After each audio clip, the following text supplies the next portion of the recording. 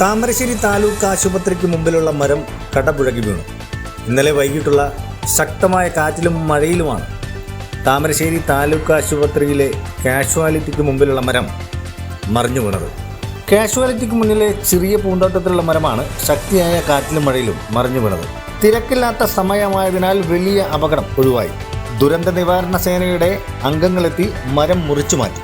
താമരശ്ശേരി താലൂക്കിൽ ഒരു അഗ്നിശമന സേന ഇല്ലാത്തത് എന്തേ എന്ന ചോദ്യം ഉയരുകയാണ്.